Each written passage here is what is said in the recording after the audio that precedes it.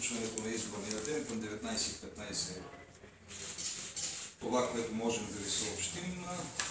Първо, изборите в 17 избирателен район приключиха нормално, на време.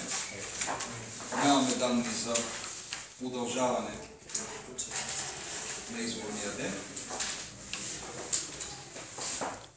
По последните данни от общините, към 19 часа, към приключването на изборния ден и затварянето на секционните комисии,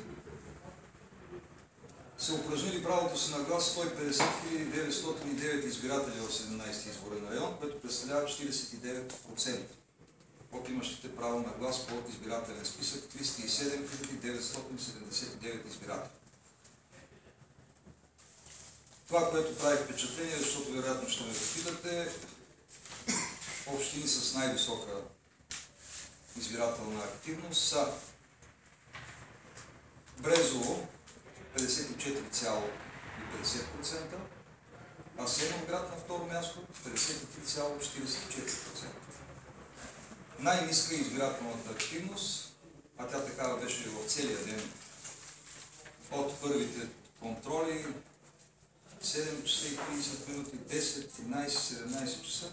Това е община Раковски, в която са упражнили правото си на глас 38,52% от избирателите по избирателен списък.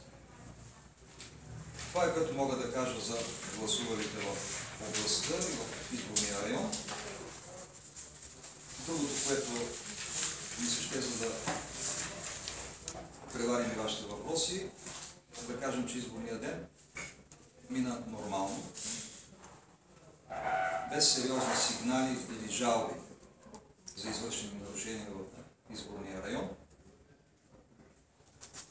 Всъщност такива имахме 7 до обяд, до 12 часа и 56 минути, по които избирателната комисия се е произнесла